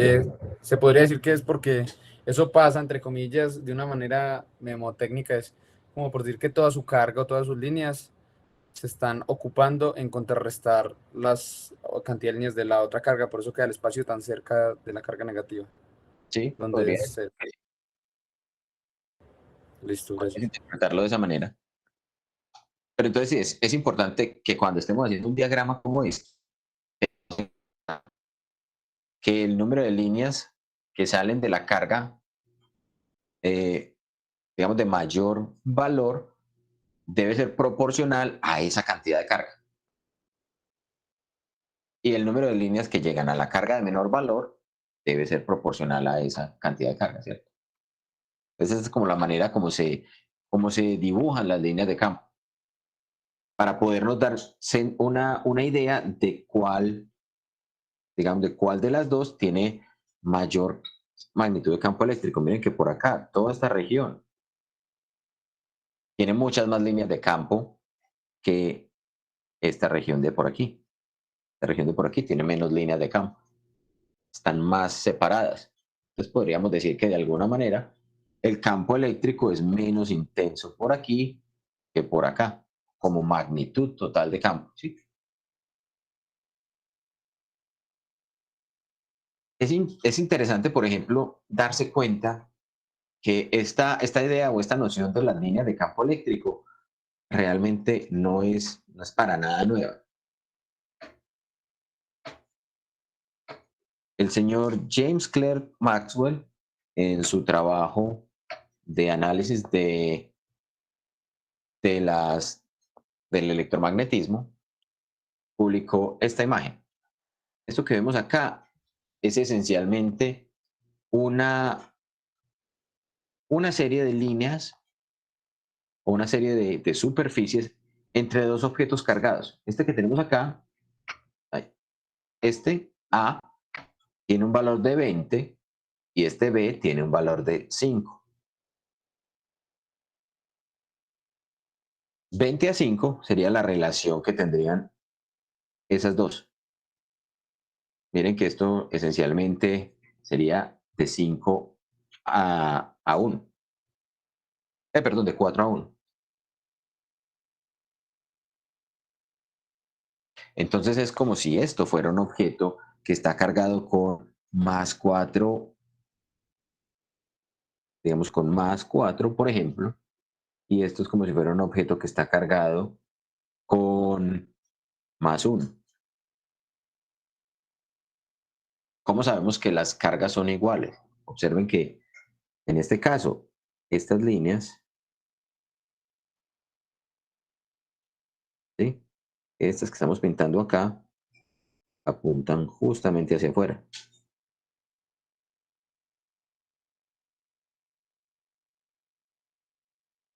Y estas se están desviando.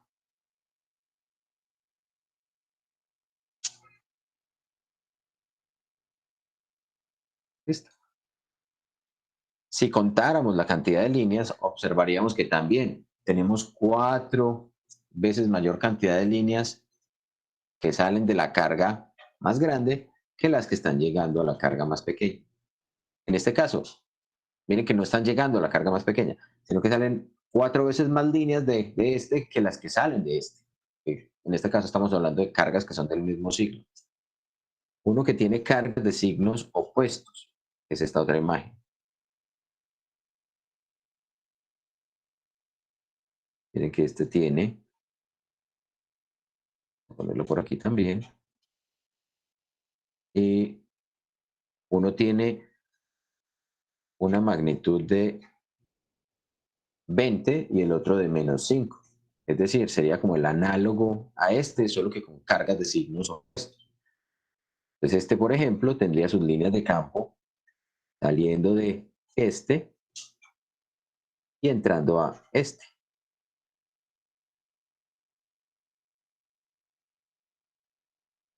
Bien. Y si contáramos el número de líneas de campo que salen de la carga más grande, es 4 veces más grande que el número de líneas de campo que entran a esta otra. Por acá está justamente ese punto donde el campo eléctrico vale 0. ¿Qué quiere decir que el campo eléctrico valga 0 allí? Que esencialmente yo puedo poner una carga eléctrica, sin importar del signo que sea, y la fuerza eléctrica experimentada por esa carga eléctrica sería 0. Esa carga eléctrica estaría allí tranquila. Si la muevo un Juan, poquito, hola, ¿qué vendrían a representar como los círculos alrededor de la carga? se llaman superficies equipotenciales, pero de esas vamos a hablar un poquito más adelante. ¿Listo? Vamos a Ok. volver a la imagen básicamente. Por ahora, solamente miremos las líneas que están saliendo o entrando a las cargas, que son efectivamente las líneas de campo, las que nos permiten determinar el campo, en qué dirección está apuntando el campo eléctrico en cada una de las situaciones. ¿Listo? Y ahora, a ver, por aquí tenemos una situación que es bastante interesante también. Es esta otra.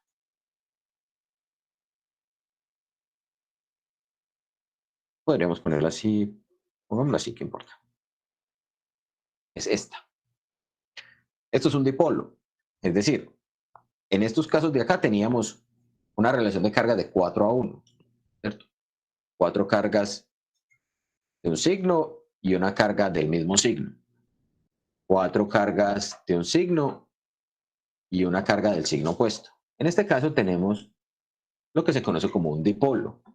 Y en el dipolo ocurre que precisamente la carga que tenemos aquí equivale a la carga que tenemos acá. Entonces uno diría, pero es que cuando teníamos esta situación, ¿qué era lo que pasaba? Si teníamos 4 cargas de un signo y otra carga del otro signo, y yo estoy parado muy, muy lejos, ese campo eléctrico equivaldría a una carga de ¿cuánto? Sí, miren la pregunta que les estoy haciendo. Vamos a poner este por aquí.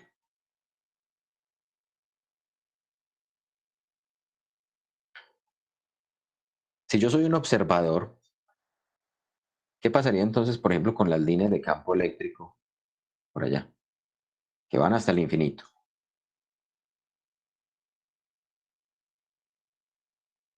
Un observador que esté muy, muy lejos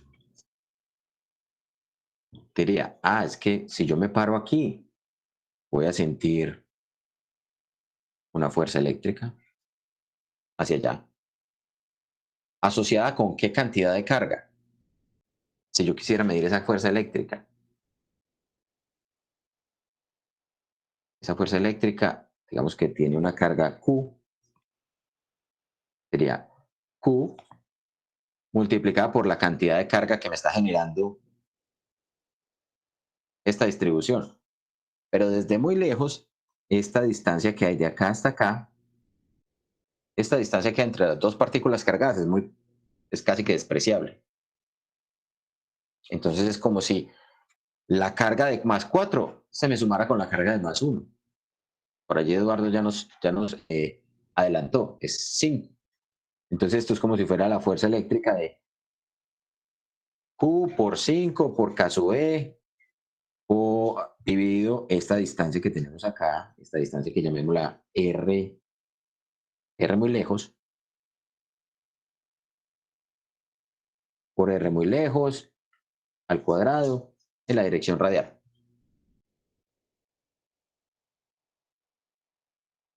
Para este otro caso, la misma historia. Supongamos que esto era la carga positiva, así como lo pintamos, que efectivamente es la carga negativa.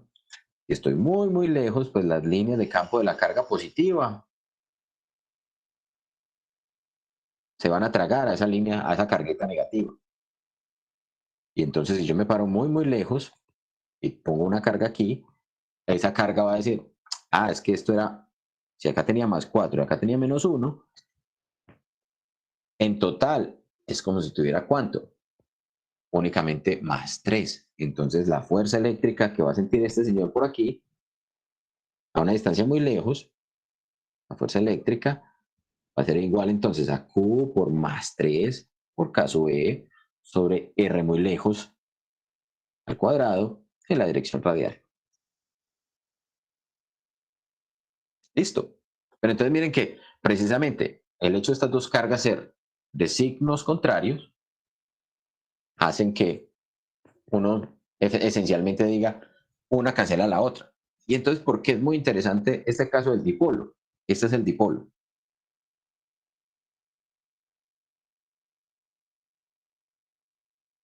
Porque es que resulta que justamente acá tenemos una distancia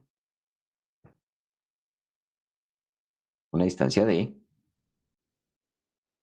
y si yo me paro por aquí, ¿qué ocurriría? ¿Voy a tener o no voy a tener campo eléctrico?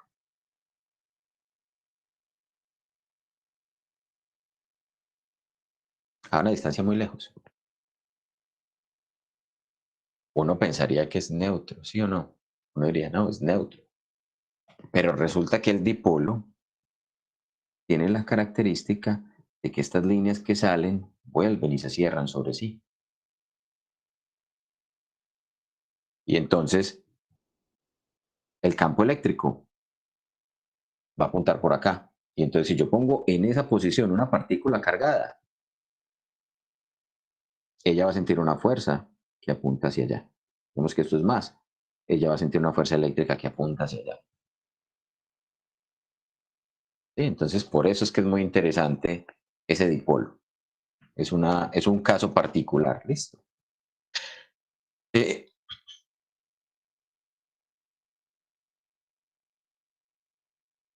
Hay una prueba, digamos, un análisis para poder determinar o para poder identificar cómo es que el dipolo me genera ese tipo de campo eléctrico. ¿Listo? Y cómo el dipolo o cómo varía el campo eléctrico con respecto al dipolo. Resulta que para esta situación, miren que esto variaba como, o la fuerza eléctrica variaba como proporcionalmente como 1 sobre R al cuadrado. Lo mismo el campo eléctrico. El campo eléctrico varía proporcionalmente como 1 sobre R al cuadrado. Por aquí, para este caso, la misma historia. Pero aquí, en el caso del dipolo, la fuerza eléctrica varía proporcionalmente como 1 sobre R al cubo. Lo mismo el campo eléctrico, proporcionalmente como 1 sobre R al cubo. Le dice Joana. Profe, yo quería preguntarle, pues en este dipolo igual debe existir un espacio donde es cero, por ejemplo, la Tierra, la línea del Ecuador, se supone que hay puntos donde el agua no corre ni a la derecha ni a la izquierda porque se encuentran dos campos opuestos. No sé si me aclara esa duda. No, a ver, mira. Con respecto a que en la Tierra el agua no corra ni a la derecha ni a la izquierda, tiene que ver con otra situación que es debido a que si tú tienes la Tierra está rotando, ¿cierto? Digamos que este es el eje de rotación de la Tierra. La Tierra está rotando, digamos, en esta dirección. ¿Sí? Suponiendo que esto sea el polo norte geográfico, este es el polo sur. Entonces, un objeto, o sea, digamos, si yo, por ejemplo, acá tengo una un lavamanos o algo así que estoy llenando de agua y lo estoy vaciando, por un efecto que se llama el efecto de Coriolis,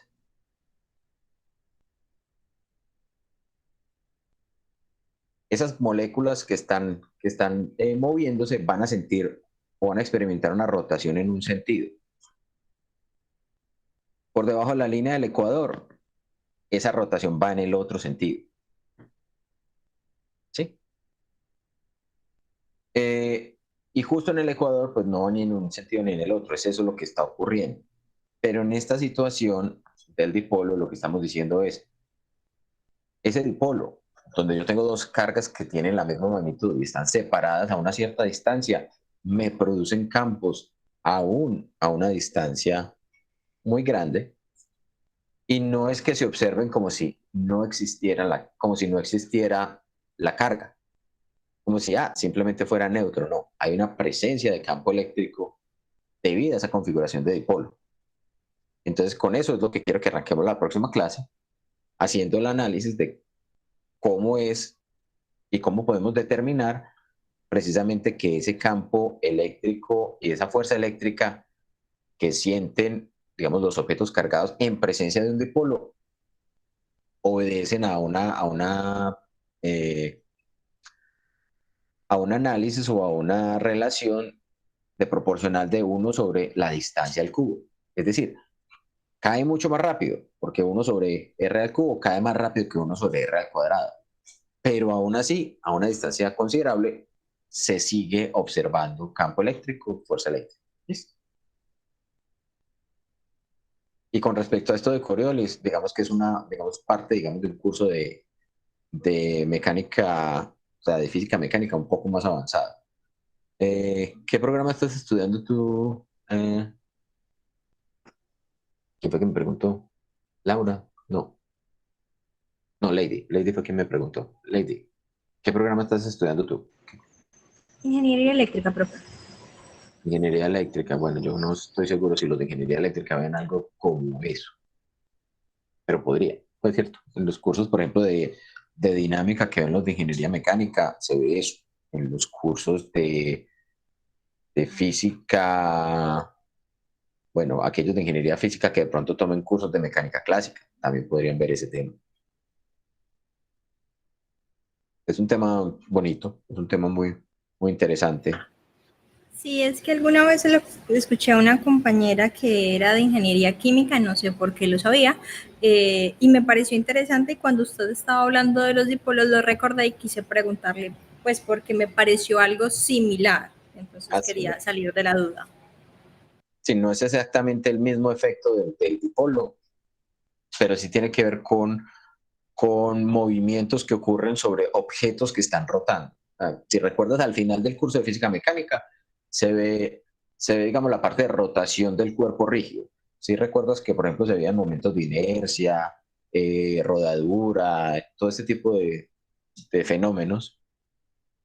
Entonces, esencialmente lo que se está considerando es, en esta situación, qué pasa cuando un objeto, por ejemplo, se está desplazando en la trayectoria o en la superficie, más bien, de un elemento que está rotando.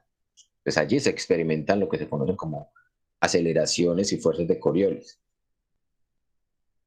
También, por ejemplo, ocurriría si uno está montado, digamos, en un carrusel. ¿Sí?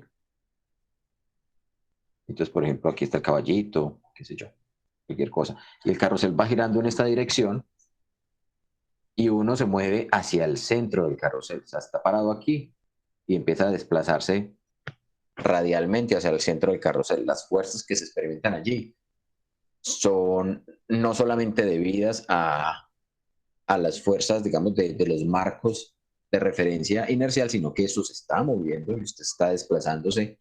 Usted va a experimentar unas fuerzas diferentes. ¿Listo? Como dice Sebastián, en el Hibbeler, en dinámica, Hibbeler es un libro de mecánica vectorial. Entonces allí, por ejemplo, en la parte de mecánica, en la parte de dinámica, hay un capítulo donde explican precisamente ese tipo de mecánica de Coriolis. ¿Listo? Muy bien. ¿Alguna otra inquietud? Ya como terminamos hablando aquí es que de Coriolis.